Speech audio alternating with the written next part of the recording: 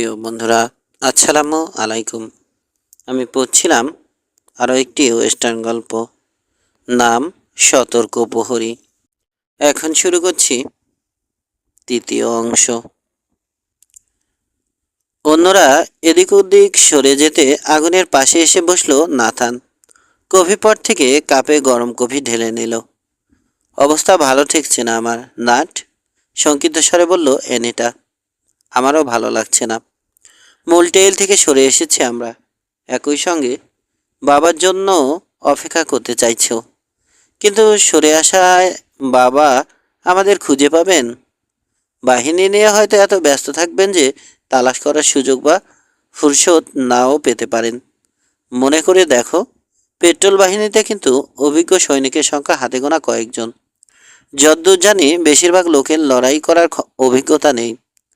ওই লোকগুলো, ওরা কি সেনাবাহিনীকেও আক্রমণ করবে? করতে পারে, যদি বিনিময়ে প্রাপ্তির নিশ্চয়তা পাওয়া যায়। নিরেট স্বার্থ ছাড়া এত বড় ঝুঁকি নেবে না ওরা। মিসেস ক্র্যাকেটের দিকে ফিরল নাথান। ক্যাপ্টেন কি তোমাকে পিস্তল বা কোনো অস্ত্র দিয়েছে ম্যাম? হ্যাঁ। হাতের কাছে আর তৈরি রেখো, ওটা কাজে লাগতে পারে।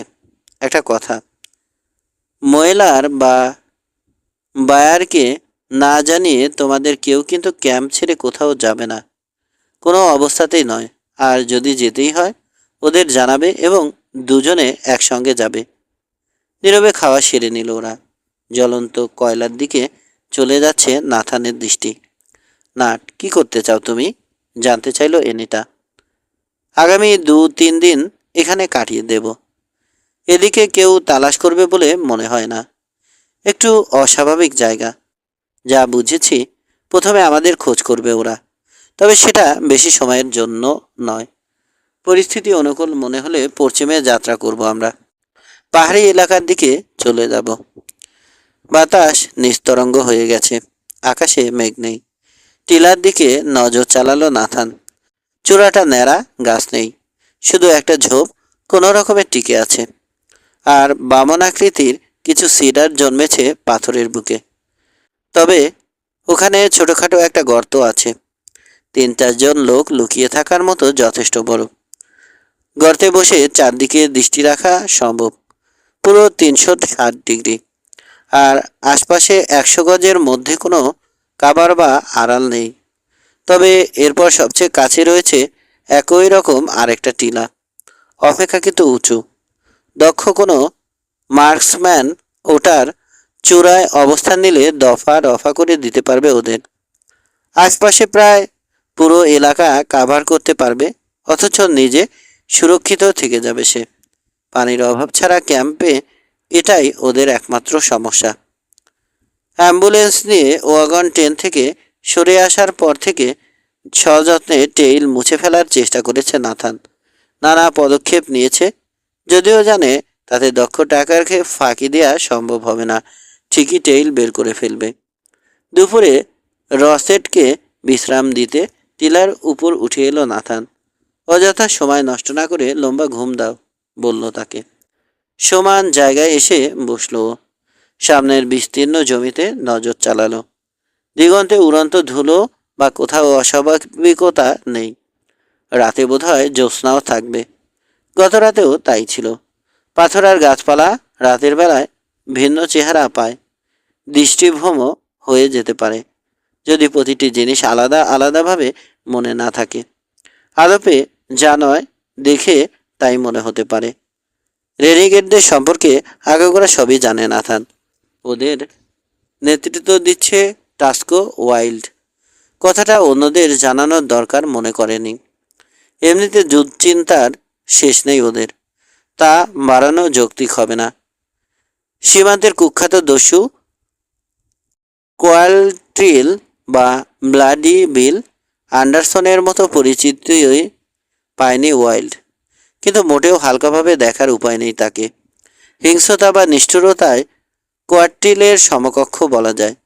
ঠান্ডা মাথার খুনি, ধুরন্ধর। নানা কারণে এমিগ্রান্ট টেইলে আস্তানা পরিবর্তন করেছে সে। নগদ লাভ হচ্ছে বেশ, উপরন্তু অপকর্মের দায় ইন্ডিয়ানদের উপর চাপিয়ে দেওয়া যাচ্ছে। এবং চৌহদ্দিতে তেমন কোনো বসতি নেই যে ওদের দুষ্কর্মের খবর সেনাবাহিনী বা কর্তৃপক্ষের কাছে পৌঁছে দেবে। সবচেয়ে বড় কথা, পুরো এলাকা হাতের তালুর মতো চেনা আছে ওয়াইল্ডের। ওর মতো আর কেউ ভালোভাবে এ এলাকা চেনে না। টাস্কো ওয়াইল্ডের কথা কম বেশি সবাই জানে, কিন্তু এটা জানে না যে এত পশ্চিমে অভিযান চালাচ্ছে। কেন্টাকি এলাকায় ত্রাসের রাজত্ব কায়েম করেছে সে। এমন কথা শোনা গেলেও আসলে এর কোনো ভিত্তি নেই, সেফ গুজব। কেউ কেউ মনে করে মিশরি এক গানফাইটে মারা গেছে ওয়াইল্ড, কিন্তু দিব্যি টিকে আছে সে। বরং প্রচার চায় না বলেই ভুলটা শুধরানোর গরজ অনুভব করে না। ব্যক্তিগতভাবে ওয়াইল্ডকে চেনে নাথান ডোনাওয়ে, এবং কথাটা অস্বীকার করার প্রয়োজনও বোধ করে না।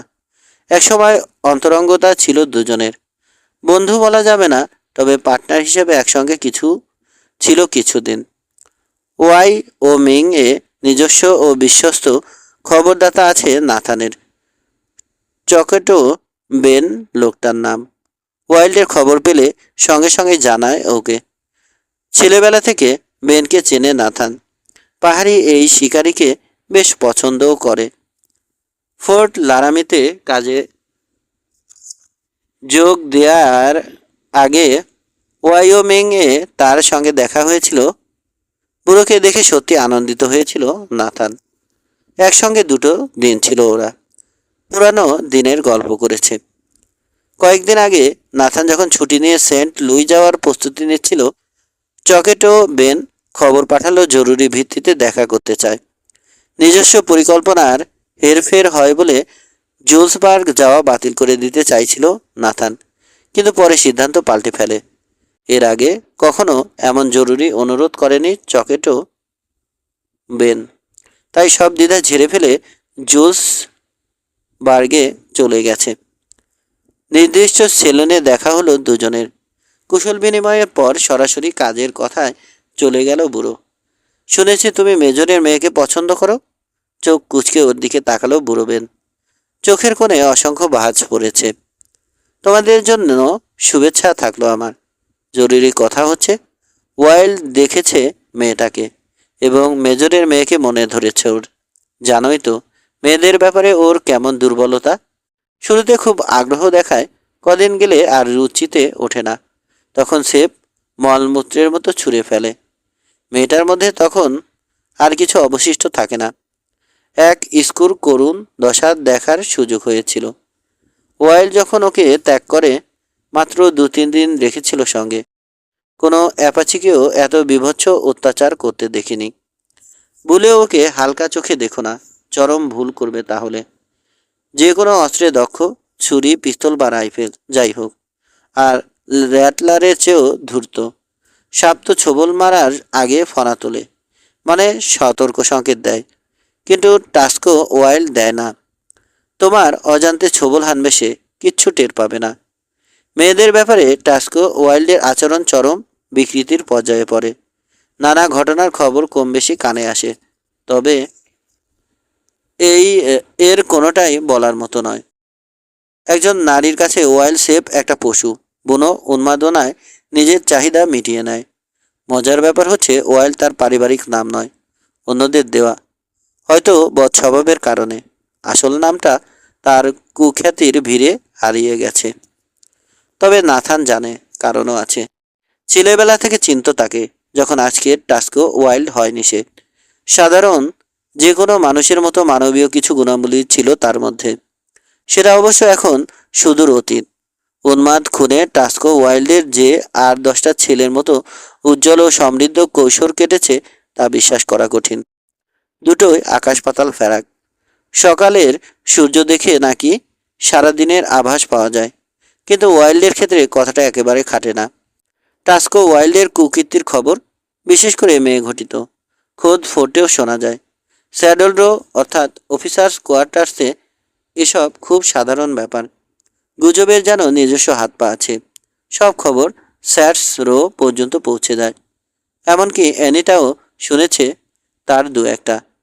ছেলেবেলায় মন্দ ছিল না সে, বন্ধুবান্ধবও যথেষ্ট ছিল, এমনকি আশপাশের মেয়েদের সঙ্গেও খাতির ছিল। ডাল ধরে উঠে আসছে কেউ, পদশব্দ পেয়ে বুঝলো নাথান। ঘাড় ফিরিয়ে তাকালো। অ্যানিটা। ওর পাশে বসলো মেয়েটা, বিস্তীর্ণ জমির ওপাশে। পাথর আর ঝোপঝাড়ের ফাঁকে সংকীর্ণ টেইলের দিকে তাকিয়ে জানতে চাইল, ওরা কি ওদিক দিয়ে আসবে? শ্রাগ করলো নাথান। আসলে বলা মুশকিল কোন দিক দিয়ে আসবে। এখানে ঢোকার মতো বেশ কয়েকটা পথ আছে, অন্তত দূর থেকে দেখে তাই মনে হচ্ছে। ইশারায় দেখালো অ্যানিটাকে। দুই হাঁটু জড়িয়ে বসলো অ্যানিটা, কবজির উপর চিবুক রাখলো। এলাকাটা তোমার পরিচিত, নাট? হ্যাঁ, এই জায়গার কথা বোধহয় একবার বলেছ আমাকে, তাই না? যে বার ইন্ডিয়ানদের হাত থেকে বাঁচার জন্য লুকিয়েছিলে, টানা 3 দিন ছিলে। মাথা ঝাঁকালো নাথান। দক্ষিণ দিকে ইশারা করলো অ্যানিটা। ওদিকে কোথাও তোমার বাবা মার কবর, তাই না? সবই দেখছি তোমার মনে থাকে। তোমার সঙ্গে আরও একটা ছেলে ছিল। ইন্ডিয়ান হামলায় তোমার মতো সেও বাবা মা হারিয়েছিল। ছিল অবশ্য, তবে এই উপত্যকায় আমার সঙ্গে ছিল না সে। পরদিন দেখা হয়েছিল ওর সঙ্গে, সুইট ও ওটোর রিমের কাছে। ছেলেটার নামও কিন্তু বলেছ আমাকে। মাঝে মধ্যে আমি বাচাল হয়ে যাই। নীরবতা নেমে এলো। চুপচাপ প্রকৃতি দেখছে অ্যানিটা, আর পুরো এলাকায় সতর্ক নজর রাখার ফাঁকে মেয়েটির সঙ্গ উপভোগ করছে নাথান। ভালো লাগছে ওর, শুধু সৌন্দর্যের কারণে নয়, বরং অ্যানিটার প্রতি নাথানের আকৃষ্ট হওয়ার মূল কারণ কিছু অনুপম বৈশিষ্ট্য। অ্যানিটা দীর্ঘচেতা, প্রেরণাময়ী, মায়াবতী এক নারী। ব্যারাকে জন্ম, অথচ মোটেও বাপের সংগ্রামী ও কঠোর জীবনাদর্শে দীক্ষিত হয়নি, বরং সেব কল্পনাপ্রবণ হয়েও জীবনকে উপভোগ করার বিলাসিতা দেখায়। সমাজের উঁচু শ্রেণীর কারো প্রতি আকর্ষণ বোধ করে না অ্যানিটা। ওর কাছে নাথান ডোনাওয়ের মতো স্বপ্নদোষটাই আকর্ষণীয় পুরুষ। নাই বা থাকলো তার সম্পত্তি বা প্রতিপত্তি। নাট। হঠাৎ নীরবতা ভাঙল এনিটা, কণ্ঠ ভারী হয়ে গেছে। একটা খবর তুমি জানো না, অথচ সবার আগে তোমার জানা উচিত। সরকারি অনেক টাকা আছে আমাদের ওয়াগনে। ঝটিতি ঘাড় ফিরিয়ে এনিটার দিকে তাকালো নাথান। আতঙ্ক ভর করেছে মনে, যেন হৃৎপিণ্ড খামচে ধরেছে কেউ। সত্যি বলছো? নিচু স্বরে জানতে চাইল। যদিও জানে কখনোই ওর সঙ্গে মিথ্যে বলবে না মেয়েটা। মানে, ঠিক জানো তো? মাথা ঝাঁকালো এনিটা। নাথানের প্রতিক্রিয়া দেখে মুখ করুণ হয়ে গেছে। বুঝতে পারছে মানুষটার ঘাড়ে দুশ্চিন্তা ও দায়িত্বের ভার আরও বাড়িয়ে দিল। অন্য মনস্কা হয়ে পড়ল নাথান। পরিস্থিতি খারাপ হয়ে গেল বোধ হয়। নিতান্ত অলস হিসাবে বদনাম আছে ওয়াইল্ডের। কখনো কখনো একেবারে হাত পা গুটিয়ে আয়েশ করে। পেটে খিদে না থাকলে নেড়ি কুকুর যেমন শুধু ঝিমায়, পরিস্থিতি কঠিন দেখলে পিছিয়েও যায় এবং সহজ শিকারের ধান্দায় থাকে। আবার কোনো মেয়েকে দেখেও তাকে পাওয়া সহজ হবে না বুঝলে অগ্রাহ্য করে করে নিজেকে প্রমোদ দেয় দুনিয়ায় আরও মেয়ে আছে। কিন্তু টাকা এবং মেয়ে দুটো যখন একসঙ্গে থাকে, দুনিয়ার কোনো কিছু আটকে রাখতে পারে না টাস্কো ওয়াইল্ডকে। শুধু আজরাইলে যদি পারে। তুমি ছাড়া আর কে কে জানে এ খবর? জরুরি কণ্ঠে জানতে চাইল নাথান। ঝড়ের বেগে ভাবনা চলছে মাথায়। মেরিয়ন আর কর্পোরাল বায়ার। ওকে দেখে হয়তো মনে হবে আমাদের পাহারা দিচ্ছে, আসলে কিন্তু টাকা পাহারা দিচ্ছে। কত টাকা? $60,000, সব সোনার মুদ্রা। $60,000? এত বড় অঙ্কের দান কখনোই ছাড়বে না টাস্কো ওয়াইল্ড। নিশ্চয় খবরটা আগেই জেনে গিয়েছিল, কেউ তাকে দিয়েছে। এত বড় ওয়াগন টেনে হামলা করার কারণ এখন বোঝা যাচ্ছে। কোনো কিছুর পরোয়া করেনি ওয়াইল্ড, নিজের লক্ষ্য থেকে সামান্য বিচ্যুত হয়নি। হামেশা যে সেনাবাহিনীকে এড়িয়ে চলতো, তাদের ওয়াগন লুট করার ফন্দি এঁটেছে। $60,000 কোনো কিছুকে পরোয়া না করার মতো যথেষ্ট টাকা। উপরি হিসাবে যদি কয়েকটা মেয়েকে পাওয়া যায়, সোনায় সোহাগা হয় রেনেগেডদের জন্য। অন্তত 20 জন পূর্ণবয়স্ক পুরুষ ছিল দলে। কেউ কেউ লড়াকু ছিল। বিপক্ষ দলে ভারী দেখলে সাধারণত এড়িয়ে চলে ওয়াইল্ড, কিন্তু এবার পরোয়া করেনি। পুরো ওয়াগনটে নিশ্চিহ্ন করে ফেলেছে সে। নির্বিচারে খুন করেছে অসহায় মানুষগুলোকে। বাচ্চা মহিলা বলে কাউকে খাতির করেনি। এত বড় ঝুঁকি নিয়ে কাজ সারার পর আর্মির ওয়াগন বা অ্যাম্বুলেন্সের দেখা পায়নি, টাকাও পায়নি। কিংবা উর্দিপড়া কাউকেও দেখেনি। টাস্কো ওয়াইল্ড আর যাই করুক, অন্তত আস্তানায় ফিরে যাবে না। ঠিকই বুঝে নেবে সোনাভরা অ্যাম্বুলেন্সটা ফাঁকি দিয়ে সরে গেছে কোথাও এবং এ মুহূর্তে আশপাশে আছে। টেইল খুঁজতে হন্য হয়ে পড়বে সে। সোনা খুঁজে না পাওয়া পর্যন্ত কোনো কিছুতে নিস্তর হবে না, নিরস্ত হবে না। সম্ভবত শঙ্কিত মনে ভাবল নাথান, শুধু সোনায়ও সন্তুষ্ট হবে না ওয়াইল্ড। বিশেষ করে সোনার সঙ্গে যেহেতু রাজকন্যা অর্থাৎ এনিতা উইলসনও আছে। 4 সূর্য এখন মাথার উপর উঠে গেছে। রোদে তাতাচ্ছে প্রকৃতি। তবে অসহ্য গরম লাগছে না ঝিরঝিরে বাতাস থাকায়। বিস্তীর্ণ তৃণভূমি হারিয়ে দূরে চলে গেল নাথান ডোনাওয়ের দৃষ্টি। তৃণভূমি ছাড়িয়ে দূরে চলে গেল নাথান ডোনাওয়ের দৃষ্টি। কোথাও মানুষের উপস্থিতির প্রমাণ চোখে পড়ছে না। পশ্চিমে দিগন্তের পটভূমির সঙ্গে প্রায় বিলীন হয়ে গেছে উইন্ড রিভার মাউন্টেন। প্রাণপণে যদি ফোর্ট ব্রিজারের দিকে ছুটিও অন্যমনস্ক সুরে বলল নাথান, ওদেরকে হারানো যাবে না। ঠিকই আমাদের ধরে ফেলতে পারবে, তবে অ্যাম্বুলেন্স ফেলে গিয়ে যদি। আদবে তেমন সম্ভাবনাও বেশ কম। অ্যাম্বুলেন্সটা এমন কোনো ভারী নয় যে গতি কমিয়ে দিচ্ছে। গড়পড়তা ওয়াগনের চেয়ে বরং বেশি গতিতে এগোনো সম্ভব। ফেলে আসা পথে প্রশস্ত ও বহুল ব্যবহৃত টেইল ধরে এসেছে ওরা। 49ers কোম্পানির ওয়াগন নিয়মিত চলাচল করে এখন। তারও আগে অরিগনগামী ভাগ্যান্বেষী মানুষের চলাচলে প্রসিদ্ধ টেইল হিসাবে মর্যাদা পেয়ে গেছে। পথ চলতে তাই কোনো অসুবিধার সম্মুখীন হয়নি। তবে সমস্যা হবে অ্যাম্বুলেন্স লুকাতে গিয়ে। কাজটা বেশ কঠিন, আর ওটার চাকার ছাপ লুকানো আরও কঠিন, প্রায় অসম্ভব। ওদের অবস্থান জানা জরুরি হয়ে পড়েছে, বলল নাথান। আশপাশে কয়েক মাইলের মধ্যে আছে ওরা। বাবা পেট্রোল বাহিনীর সঙ্গে আছেন জানি, কিন্তু বলা মুশকিল কতটা পশ্চিমে আসতে পারবেন, বিশেষ করে বাহিনী নিয়ে। তবে এরকম জায়গায় লুকিয়ে থাকলে কাজ দিয়ে গেলেও আমাদের খুঁজে পাবেন বলে মনে হয় না। সার্জেন্ট লেই গ্রোভার পারবে বলে ক্ষণিকের জন্য থামল নাথান। ভাবছে, ঠিক নির্দেশনা পেলেও মনে হয় না মেজর হ্যানলন এত দূর পর্যন্ত আসবেন। সবচেয়ে বড় কথা, টহল শেষ করে নির্দিষ্ট সময়ের মধ্যে ফোর্টে ফিরে যেতে হবে ওদের। খোদ ফোর্টে লোকবল এত কম যে লেফটেন্যান্ট কর্নেল ক্যালাওয়ে চাইবেন না পেট্রোল বাহিনী বেশি দিনের জন্য ফোর্টের বাইরে থাকুক। ওহো, মেজর হ্যানলনের কাছ থেকে সাহায্যের আশা না করাই ভালো। যা করার নিজেদের করতে হবে, ভেবে চিনতে, সতর্কতার সঙ্গে। সব দিক বিবেচনা করে পরিকল্পনা করতে হবে। আর যখন এখান থেকে ফোর্ট ব্রিজারের উদ্দেশ্যে যাত্রা করব আমরা, দ্রুত চলতে হবে। বুদ্ধি খাটিয়ে পথের বাধা পেরোতে হবে। এখন কেন যাত্রা করছি না? এখন গেলে তো ওদের চেয়ে এগিয়ে থাকতে পারবো। অ্যানিতার কণ্ঠে বোঝা যাচ্ছে তর্ক করছে না, স্রেফ কৌতূহল নিবৃত্ত করছে। আসলে বুঝতে চাইছে পরিস্থিতি। তৃণভূমির উপর থেকে চোখ না সরিয়ে জবাব দিল নাথান, ওহো, আপাতত এখানে ঘাপটি মেরে থাকবো আমরা। যাত্রা করলেই তো ধুলো উড়বে, ছাপ পড়বে মাটিতে। এর কোনোটাই রেনিগেটদের দৃষ্টি এড়াবে না। সেক্ষেত্রে ওদেরকে পথ দেখিয়ে কাছে নিয়ে আসা হবে শুধু। ধীরগতিতে দুপুর গড়িয়ে যাচ্ছে।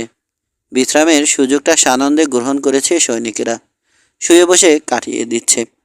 পর্যাপ্ত ছায়া আছে, ঝিরঝিরে বাতাসও বয়ে চলেছে। খরতাপ তেমন অসুবিধা করছে না। তবে ক্রমে তেজ কমে আসছে সূর্যের। সৈন্যদের মধ্যে শুধু কর্পোরাল বায়ারকে বিচলিত ও উদ্বিগ্ন দেখাচ্ছে, নইলে অন্যরা চুটিয়ে উপভোগ করছে সময়টা। প্রায়ই টিলার দিকে নজর চলে যাচ্ছে বায়ারের, যেখানে পাহারায় রয়েছে নাথান ডোনাওয়ে। লেফটেন্যান্ট ডোনাওয়েকে শ্রদ্ধা করে বায়ার, কারণ সৈনিক হিসাবে রীতিমতো আদর্শ সে। অধীনদের সঙ্গে কখনোই খারাপ ব্যবহার করে না, কথা বলে নিচু স্বরে। ভুল করলেও শুরুতেই বকাঝকা করে না, বরং বুঝিয়ে দেয়। এমন আন্তরিক ও সহানুভূতিপ্রবণ অফিসার খুব কমই আছে। একই সঙ্গে শৃঙ্খলা বা দায়িত্বের ব্যাপারেও কঠোর লেফটেন্যান্ট নাথান ডোনাওয়ে। কেউ আজ পর্যন্ত কাজে ফাঁকি দিতে পারেনি তাকে। সবচেয়ে আশ্চর্যের ব্যাপার, সাধারণ সৈনিকদের সঙ্গে কাঁধে কাঁধ মিলিয়ে কাজ করে সে। অফিসার হিসাবে মোটেই আত্মম্ভরী বা অহংকারী নয়। এমন অফিসারকে যে সাধারণ সৈনিকরা পছন্দ করবে তাতে বিস্ময়ের কিছু নেই। লিউ বায়ারের অনুভূতিও অভিন্ন ছিল। তবে পরিস্থিতির কারণে এখন লেফটেন্যান্ট নাথান ডোনাওয়েকে প্রতিপক্ষ ভাবছে, অথচ কারণটা নিজেও জানে না। ফোর্ট লারামি থেকে যাত্রা করার সময় বায়ারের কমান্ডে ছিল অ্যাম্বুলেন্স, কিন্তু ওয়াগন ট্রেন ত্যাগ করার পর থেকে কার্যত পদাধিকার বলে তা লেফটেন্যান্ট নাথান ডোনাওয়ের হাতে চলে গেছে। ব্যাপারটা পছন্দ না হলেও নীরবে হজম করতে হচ্ছে ওকে। উপরওয়ালা বলে কথা। তবে একই সঙ্গে স্বস্তিও বোধ করছে। দায়িত্ব মানেই ঝামেলা, উদ্বেগ আর দুশ্চিন্তার সঙ্গে সহবাস। এ থেকে মুক্তি তো পেয়েছে, কিন্তু ফলের ভিতর যেমন বেরসিক বিচি থাকে, কর্তৃত্ব হারিয়ে তেমনি দুশ্চিন্তার নতুন খোরাকও পেয়ে গেছে কর্পোরাল লিউ বায়ার। সন্দেহের বীজ ঢুকে গেছে মনে। বলা নেই কওয়া নেই, হঠাৎ এসে হাজির লেফটেন্যান্ট ডোনাওয়ে। ওয়াগন ট্রেনের সঙ্গে তার থাকার কথা কখনোই ছিল না। কেন এসেছে সে? নিজের প্রভাব খাটিয়ে অ্যাম্বুলেন্সের কর্তৃত্ব তুলে নিয়েছে হাতে এবং ওয়াগনকে ওয়াগন ট্রেন ছেড়ে অজানার উদ্দেশ্যে এগোতে বাধ্য করেছে। কী উদ্দেশ্য তার? প্রথমে বায়ার মনে করেছিল লেফটেন্যান্ট ডোনাওয়ে ব্যাকআপ হিসেবে ডোনাওয়েকে ব্যাকআপ হিসেবে পাঠানো হয়েছে এবং টাকার কথা সে জানে, কিন্তু এখন আর ততটা নিশ্চিত নয়। অস্থিরমতি হিসাবে বদনাম আছে ডোনাওয়ের। সেনাবাহিনীতে আসা যাওয়া করেছে, ফের পালাতে বা চাকুরি ছেড়ে দিতে পারে। এমন একজন অফিসারকে $60,000 খবর দেওয়ার কথা নয়। এর চেয়ে কম টাকা নিয়েও সেনাবাহিনী থেকে পালানোর কয়েকটা ঘটনা জানা আছে লিউ বায়ারের। এ ব্যাপারে ড্যান রসেটের সঙ্গে আলোচনা করা উচিত মনে করল সে। দুজনেই যেহেতু অ্যাম্বুলেন্সের দায়িত্বে রয়েছে। অবশ্য আয়রন হাইডও আছে, কিন্তু চেরোনিক ইন্ডিয়ানকে একটুও বিশ্বাস হয় না ওর। ক্যাম্পে ফিরে প্রসঙ্গটা তুলল। 60,000? অত টাকা কার সঙ্গে আছে? নিজের উপর বিরক্ত হলো কর্পোরাল বায়ার। টাকার বিষয়ে কাউকে কিছু না বলার নির্দেশ দেওয়া হয়েছে তাকে, কিন্তু মুখ ফসকে বলে ফেলেছে।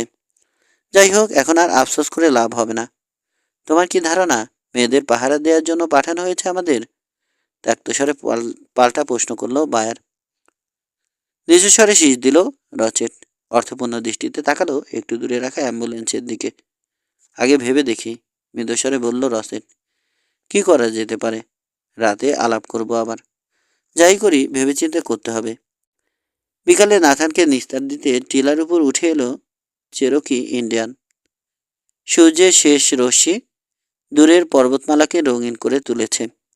চূড়ার বরফ কাঁচা সোনার রং পেয়েছে। ইন্ডিয়ান পাশে এসে বসতে তাকে উপত্যকায় ঢোকার সম্ভাব্য পথগুলো দেখালো নাথান। আয়রন হাইড খুবই বুদ্ধিমান, শিক্ষিত হিসাবে সুনাম আছে চেরোকিদের। সেও তার ব্যতিক্রম নয়। নিজের ভাষার পাশাপাশি ইংরেজি লিখতে ও পড়তে পারে। তুমি নাকি টাস্কো ওয়াইল্ডকে চেনো লেফটেন্যান্ট? মৃদুস্বরে জানতে চাইল ইন্ডিয়ান। কথাটা সত্যি নাকি? উঠতি বয়সে ওকে চিনতাম। কয়েক বছর পর অবশ্য দেখা হয়েছিল একবার। তখন আমার 16 চলছিল।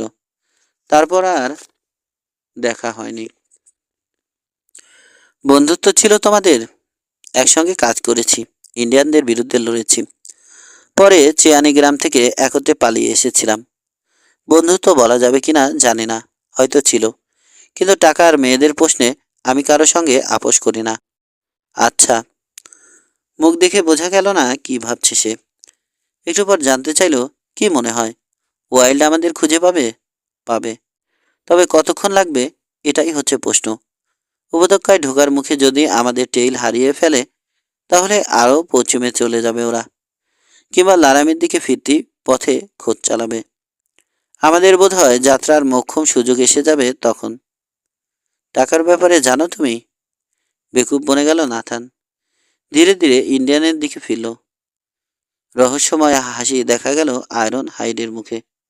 ও, এত অবাক হওয়ার বোধ হয় কিছু নেই। সবাই না হলেও অন্তত আমি জানি, লেফটেন্যান্ট। আমি নিজে ওগুলো ওয়াগনে তুলেছি। বোধহয় অন্যরাও জানে। বিতৃষ্ণা বোধ করছে নাথান। খবরটা কি অ্যাম্বুলেন্সের সবাই জানে? এমন অদ্ভুত কাণ্ড সেনাবাহিনীর পক্ষে সম্ভব। বিশ্বাস করতে পারছে না। আয়রন হাইডকে বিশ্বাস করা যায়। 4 সৈনিকের মধ্যে শুধু চেরোকির সঙ্গে জানাশোনা আছে নাথানের। অন্যদের ফোর্টে দেখেছে বটে, কিন্তু একসঙ্গে কাজ করেনি। বিগ টিম্বার্স এলাকায় ইউনিট নিয়ে যখন গিয়েছিল নাথান, স্কাউট হিসেবে কাজ করেছিল আয়রন হাইড। অ্যান্ডেস ময়েলারকে সাচ্ছালক মনে হচ্ছে, নির্ভরযোগ্য। কিন্তু রসেট, লোকটা সম্পর্কে সন্দেহ রয়ে গেছে নাথানের মনে। কিছু কিছু মানুষ আছে, সুযোগের অভাবে সৎ থাকে। আপাতত দৃষ্টিতে তাদের আসল রূপ বোঝা যায় না। ড্যান রসেটকে তাই মনে হচ্ছে নাথানের কাছে। জানে ওর ভুলও হতে পারে, তবে একটা বিষয় নিশ্চিত, সৈনিক হিসাবে রসেট দক্ষ, রাইফেলে চালু হাত। ভোরে আয়রন হাইডের জায়গায় পাহারার দায়িত্ব নিল ড্যান রসেট। নাথানের সঙ্গে ঘোড়াগুলোকে ঝর্ণার কাছে নিয়ে এলো চেরোকি। 2 ব্যারেলে 2 ব্যারেলে পর্যাপ্ত পানি আছে, কিন্তু নাথান চায় না ঘোড়ার চাহিদা পূরণ করতে গিয়ে মজুদ পানিতে ঘাটতি পড়ুক। কে জানে, এমন পরিস্থিতি আসতে পারে যখন আশপাশে পানি পাবে না, তখন কাজে লাগাবে ব্যারেলে মজুদ পানি। তাছাড়া ঘোড়ার জন্য পানির চাহিদাও বেশি। মোট 9টা ঘোড়া, 4টা অ্যাম্বুলেন্সের, বাকিগুলো মোয়েলার ও মিসেস ক্র্যাকেট ছাড়া অন্যদের জন্য। এদিকে ঝর্ণা সামান্য দূরে হলেও পর্যাপ্ত পানি রয়েছে। সব ঘোড়া মিলে দিনরাত খেলেও শেষ হবে না। দিনে 2-3 বার ঘোড়াগুলোকে নিয়ে আসতে হবে ঝর্ণার কাছে। হাত পায়ের খিল ছাড়ানো হবে, যেহেতু প্রায় শুয়ে বসে কাটছে ওদের সময়। ঘোড়াকে পানি খাইয়ে ক্যাম্পে ফিরে এলো ওরা। বিশ্রাম নিতে চলে গেল আয়রন হাইড। এদিকে নাস্তার আয়োজন করছে মিসেস ক্র্যাকেট। খুব ছোট করে আগুন জ্বালিয়েছে, স্টোভ চড়িয়ে দিল আগুনে। কাছে গিয়ে বসলো নাথান। কাছাকাছি বসে আছে ড্যান রসেট আর লিউ বায়ার। অ্যান্ডেস মোয়েলার অ্যাম্বুলেন্সের কাছে। যা ঘাস আছে আরও একটা দিন অনায়াসে চলবে, বলল বায়ার। তারপর কি করব আমরা?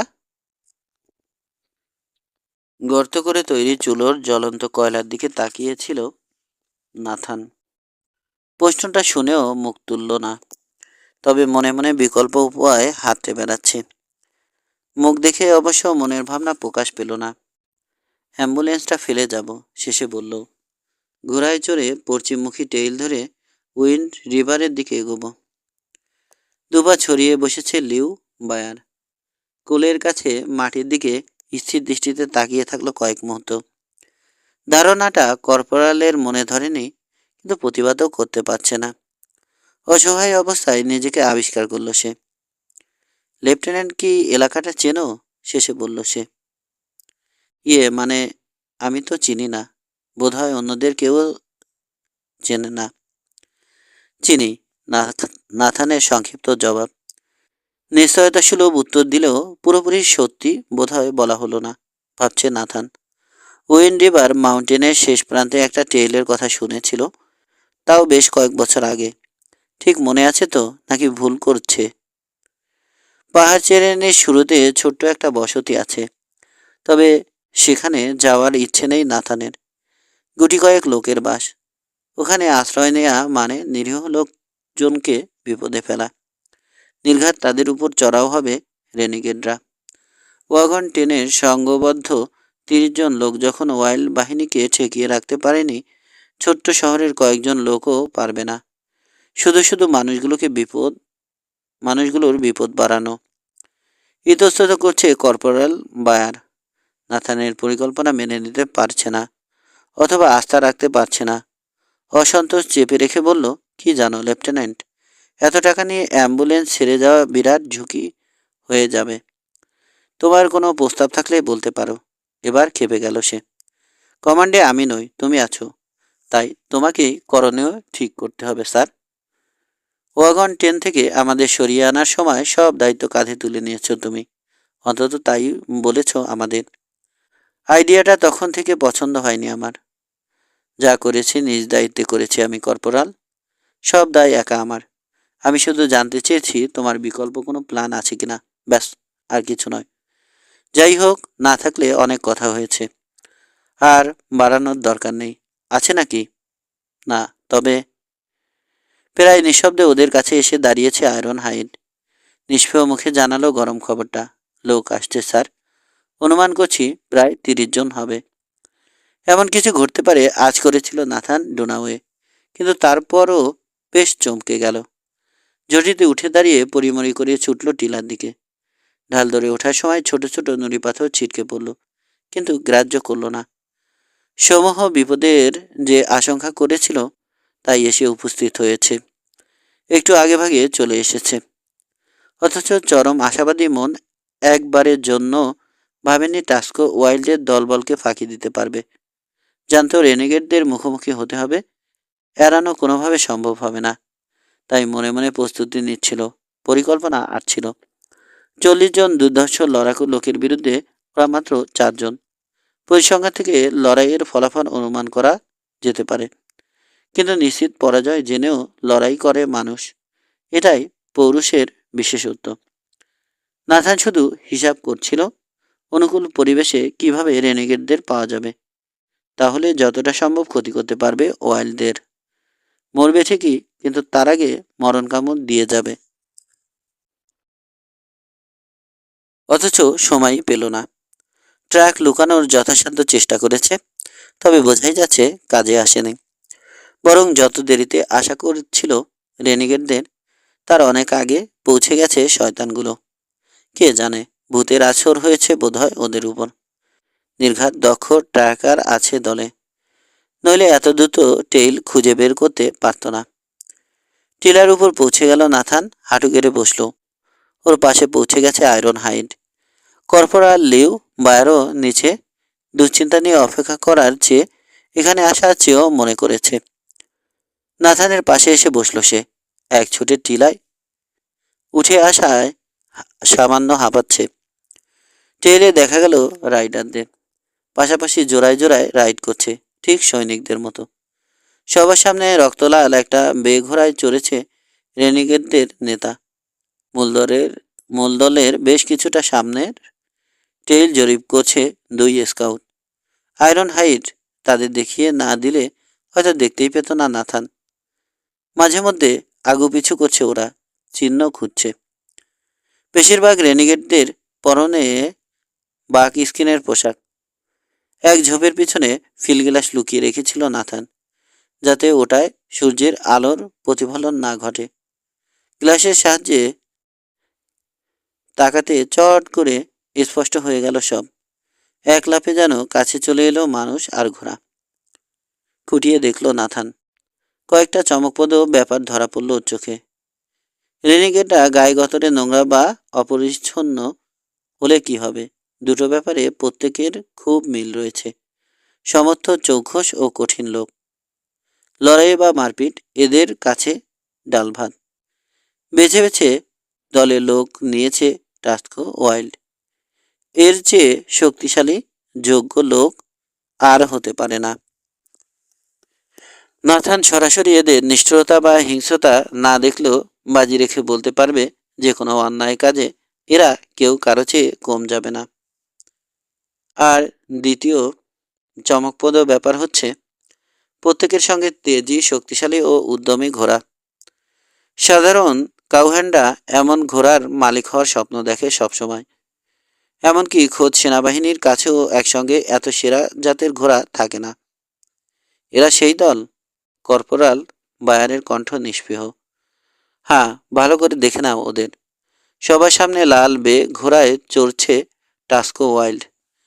বাছাই করা লোক, সতর্কতার সঙ্গে লড়াই করার সামর্থ্য বিবেচনার মাধ্যমে বাছাই করা হয়েছে। ওদের সঙ্গে লড়তে গেলে সেনাবাহিনী বা রেঞ্জাররাও 10 বার চিন্তা করবে। তোমার ধারণা এরাই ওয়াগন 10 নিশ্চিহ্ন করে দিয়েছে? শুধু আমাদেরটা নয়, গত কয়েক বছর ধরে বেশ কয়েকটা ওয়াগন টেনে লুটপাট চালিয়েছে। ওদের সাফল্যের গোপন রহস্য হচ্ছে কাউকে জীবিত রাখে না বা পালাতে দেয় না। প্রথম সুযোগে সবাইকে মেরে ফেলে, তারপর লুটপাট চালায়। শুধু আমাদের বেলায় ব্যতিক্রম ঘটেছে। তা বটে, তবে সেটা ঘটেছে শুধুমাত্র আমরা আগেই ওয়াগন ট্রেন ত্যাগ করেছি বলে। সেজন্য খুব খুশি হওয়ার কিছু নেই, কারণ যেভাবে হোক অ্যাম্বুলেন্স আর আমাদেরকে খুঁজতে চলে এসেছে। একটা ব্যাপারে নিশ্চিত থাকতে পারো, কোনো কিছুতে থামবে না টাস্কো ওয়াইল্ড।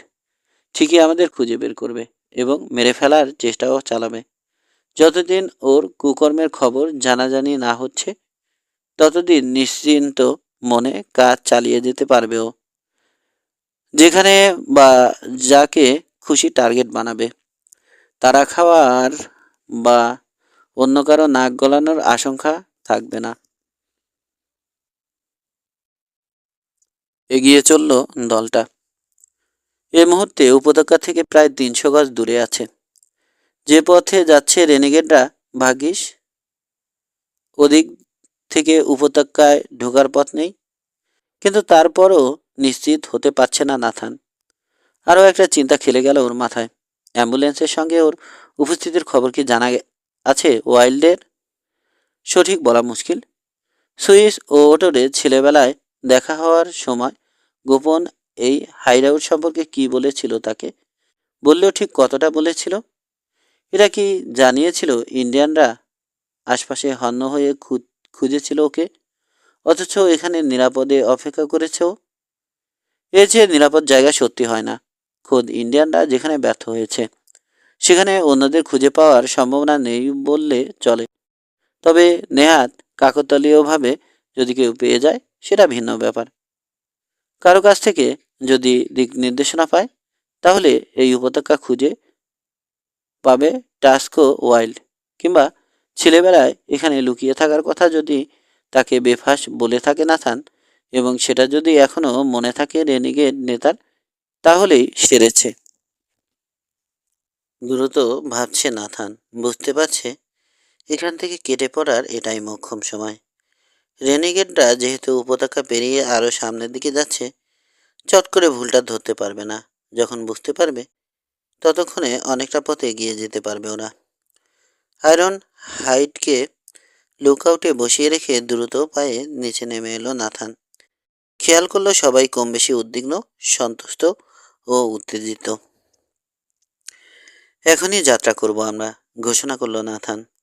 ঘোড়ায় স্যাডল চাপা। অ্যাম্বুলেন্সটা এখানে ফেলে যাব, তবে ওটার সব ঘোড়া নিতে হবে।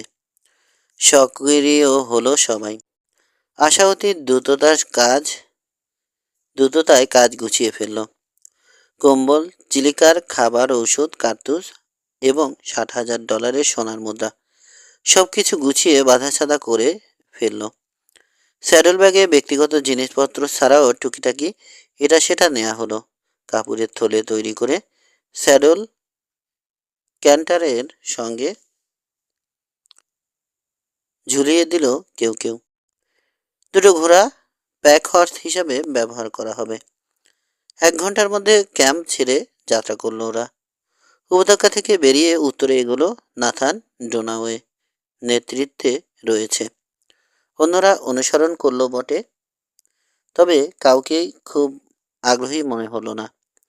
কেউ কেউ ভাবছে এখানে থেকে গেলেই ভালো করতো।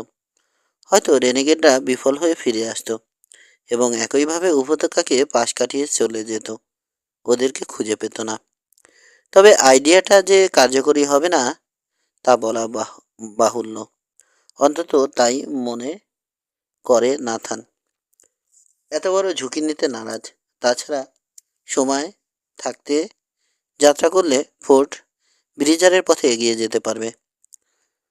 ওর বরং ধারণা, আগে পরে যখনই হোক ওয়াইল্ড ঠিকই ওদের খুঁজে পাবে। তখন সে পাখি শিকারের মতো গুলি করে মারবে। অসহায়ভাবে মরার চেয়ে বরং চেষ্টা করাই সমীচীন, যেহেতু তাতে সফল হওয়ার খুবই ক্ষীণ হলেও একটা সম্ভাবনা তো আছেই। স্যাডলে বসে ঘাড় ফিরিয়ে পিছন দিকটা একবার দেখে নিল ও। একজনের পিছনে এগোচ্ছে একজন। নাথানের নির্দেশে নিচু জমি ধরে পথ চলছে। সচরাচর টেইল ছেড়ে এবড়োখেবড়ো পথে এগোচ্ছে এখন। দুবার মরচে রঙা বিশালাকায় পাথরের চেলাবে ভরা জমি পাড়ি দিয়েছে। একবার পথই খুঁজে পাচ্ছিল না, কিন্তু মিনিট বিশেক খোঁজাখুঁজির পর আবিষ্কার করেছে সংকীর্ণ টেইল। জায়গাটা পেরিয়ে যাওয়ার পর পিছনে চলে এসেছে নাথান। পাতার ঝাড়ু দিয়ে টেইলে পড়া ঘোড়ার সব ছাপ মুছে দিয়েছে এবং শেষে পাথরের উপর লালচে মাটি আর ধুলো ছিটিয়ে দিয়েছে। আবার যখন সামনে এলো নাথান, সবার পিছনে রাখলো আয়রন হাইটটাকে। পিছনের টেইলে নজর রাখবে চেরোকি, অন্য কারো উপর ভরসা রাখা যাবে না। উত্তর দিকে যাচ্ছে ওরা, ওদিকে বসতি আছে বলে কখনো শোনেনি নাথান, কিন্তু পরিস্থিতি অনুযায়ী উত্তরে ওদের যাওয়ার কথা নয়। টাস্কো ওয়াইল্ডও তাই ভাববে, ঠিক এজন্যই যাচ্ছে। যেদিকে সে ওদেরকে আশা করছে না, সেদিকে গেলেই তো ক্ষীণ সম্ভাবনার দ্বার খুলে যাবে। আরও একটা সুবিধা, এবড়ো খেবড়ো প্রান্তর বলে ট্র্যাক লুকানো সহজ হবে। পাহাড় পেরিয়ে পশ্চিমে ঢাল বরাবর টেইল আছে, তবে একেবারে নিশ্চিন্ত হতে পারছে না নাথান ডোনাওয়ে। হওয়ার উপায়ও নেই। এসব ক্ষেত্রে ভাগ্যের বিরাট ভূমিকা থাকে।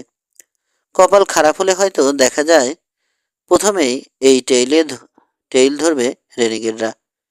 যেহেতু কোনো টেইলই পুরোপুরি মুছে দেয়া সম্ভব নয়, তাই কিছু না কিছু চিহ্ন থেকে যাবেই।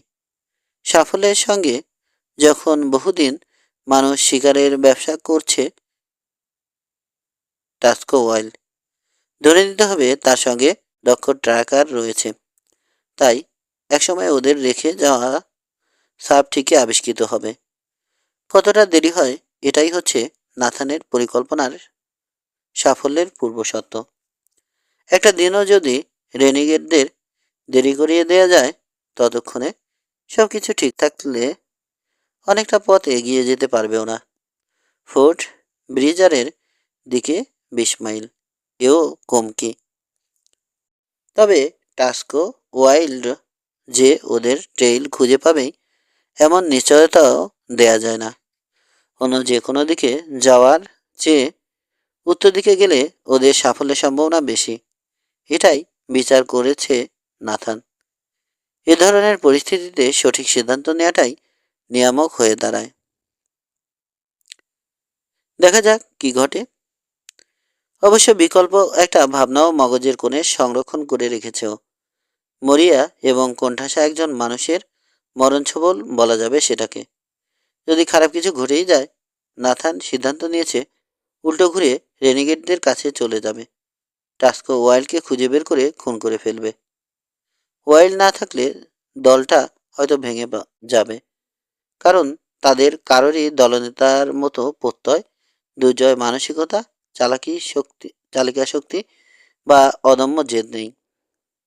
5. সদ্য নিযুক্ত স্কাউট সার্জেন্ট লেইক গ্রোভারকে বাহিনীর দিকে এগিয়ে আসতে দেখে থামার ইশারা করল মেজর উইল হ্যানলন। এমনিতেও থামতে হতো, কারণ টানা 3 ঘন্টা এগিয়েছে ওরা। নিজেদের বিশ্রামের দরকার নাও থাকতে পারে, কিন্তু ঘোড়াগুলোর জন্য হলেও থামা উচিত। কিন্তু কিছু সময়ের জন্য হাত ছাড়ু করা। স্যার, মাটির উপর হাঁটু গেড়ে বসে পড়ল গ্রোভার, যাতে বালিতে আঁকিবুকি কাটতে পারে। অ্যাম্বুলেন্সের চিহ্ন পেয়েছি। লেফটেন্যান্ট ডোনাওয়ে সত্যি চতুর লোক। সে ঠিকই টের পেয়েছে অনুসরণ করা হবে এবং সেজন্য শুরু থেকে ট্র্যাক লুকানোর চেষ্টা করেছে। যথাসাধ্য করছে সে, কিন্তু আস্ত একটা অ্যাম্বুলেন্সের ছাপ লুকানো তো চারটিখানি কথা নয়। রেনিগেটরা ওদের খোঁজে বেরিয়ে পড়েছে। ছড়িয়ে ছিটিয়ে এগোচ্ছে ওরা, অ্যাম্বুলেন্সের চিহ্ন খুঁজছে। সব কটা দাঁত বের করে এবার হাসলো গ্রোভার। উচ্ছল, প্রাণখোলা, কিন্তু নিঃশব্দ হাসি। কয়েকবারই লেফটেন্যান্টের টেইল পেরিয়ে গেছে ওরা, অথচ কিছুই বুঝতে পারেনি। রেনিগেডরা ওদের কাছ থেকে কত দূরে আছে? 1 ঘন্টা, বড়জোর 2 ঘন্টার দূরত্ব। তবে একটা কথা স্বীকার করতেই হবে স্যার, লেফটেন্যান্ট ডোনাওয়ে খুবই কৌশলী আর চালাক। এখন হয়তো 2-1 ঘন্টা এগিয়ে আছে, কিন্তু শিগগিরই ব্যবধান বাড়িয়ে ফেলবে, তেমন আয়োজনই দেখতে পেলাম। থামলো সার্জেন্ট, কয়েকটা ঘাসের ডগা চিবাচ্ছে। এরপর অন্যমনস্ক স্বরে বলল, স্যার, টেইলে পড়ে থাকা মামুলি চিহ্ন থেকেও কিন্তু অনেক কিছু বোঝা যায়। কখনো কখনো সামনে থাকা লোকটার মনও দিব্যি পড়ে নেওয়া সম্ভব। তুমি কি পড়ে নিয়েছ? তুমি কি পড়ে নিয়েছ? প্রশ্ন করল মেজর হ্যানলন। গ্রোভারের হারাম্বরা ভাবে বিরক্ত হচ্ছে। লেফটেন্যান্ট ভয় পেয়েছে। ভয় পেয়েছে? লেফটেন্যান্ট ডুনাওয়ে সেই অর্থে ভয় পায়নি স্যার। আমি বলতে চাইছি ভরকে গেছে সে। খুবই বিচলিত ও উদ্বিগ্ন। ধাওয়াকারীদের নিয়ে চিন্তিত সে। শুধু ট্র্যাক লুকিয়ে খালাস হয়নি, বরং বাড়তি কিছু কাজও করছে। ওরা ওর কাজ কারবার দেখে মনে হচ্ছে সে জানে কে তার পিছনে লেগেছে, এবং এও জানে লোকটা সহজে হাল ছাড়বে না। কেউ স্বীকার না করলেও আমি নিজেকে অসাধারণ একজন ট্র্যাকার মনে করি। ছেলেবেলা কেটেছে ইঞ্জুনদের সঙ্গে, ওদের সব কায়দা কানুনে হাফেজ হয়ে গেছি। কয়েক ঘন্টা যদি কারো টেইল অনুসরণ করি, তাহলে অনায়াসে তার জীবন বৃত্তান্ত বলে দিতে পারবো। টেইল হচ্ছে আমলনামার মতো, একজন মানুষের চরিত্র বোঝা যায়। ইয়ে স্যার, লেফটেন্যান্ট ডোনাওয়েকেও কিন্তু আজকের আগেও ট্র্যাকিং করেছি আমি। বিস্ময়ে ভুরু কুঁচকালো মেজর হ্যানলন। বেটা বলে কি? কেন করেছো কাজটা? জানতে চাইল সে। সিরাক করল গ্রোভার, মনের আনন্দে, আবিষ্কারের নেশায়। ওই যে বললাম, মানুষের ভিতরের দিকটা দেখা যায় টেইলে। বিভার যেমন কাঠি আর পানি পেলে বাদ তৈরি করে ফেলে, টেইল দেখলেই আমার অনুসরণ করতে ইচ্ছা করে, জানতে ইচ্ছা করে কে গেছে, লোকটা কেমন, কি করে। কথায় বলে না, দেখি স্বর্গে গেলেও। মেজরের চোখে কঠিন চাউনি দেখে নিরস্ত হলো সার্জেন্ট গ্রোভার। থক করে থুতু ফেললো মাটিতে, তারপর খেয়ে ধরল। কাউকে বিশ্বাস করা মানেই তো নিজের জীবন তার হাতে তুলে দেয়া, তাই না স্যার? সেক্ষেত্রে মানুষটা কেমন যদি জানা হয়ে যায়, তাহলে চট করে সিদ্ধান্ত নেওয়া সম্ভব তার উপর আস্থা রাখা উচিত কি অনুচিত হবে। তো স্যার, লেফটেন্যান্ট ডোনাওয়ে একমাত্র ব্যতিক্রম যার টেইল অনুসরণ করে কোনো তথ্য পাওয়া যায় না। এমনকি সঙ্গে ট্রুপ থাকলেও কাউকে সুযোগ দেয় না সে। পথ চলার সময় এতটা আত্মবিশ্বাসী থাকে, ওর কাজে কর্মে মনে হয় প্রতিটি খুঁটিনাটি জিনিস ওর জানা। প্রকৃতি সম্পর্কে ওর জ্ঞান এত নিখুঁত যেন মনে হয় নিজ হাতে বানিয়েছে। তাই এমনকি ইঞ্জিনদের পক্ষেও ওকে অ্যাম্বুশ করা কঠিন কাজ। মজার ব্যাপার হচ্ছে, ইঞ্জিনরাও সেটা জানে, তাই কেউ সেই চেষ্টা করে না। থেমে আবার থুতু ফেলল সার্জেন্ট। লেফটেন্যান্ট ডোনাওয়েকে নিয়ে ইঞ্জিনদের আলাপ করতে আমি নিজ কানে শুনেছি স্যার।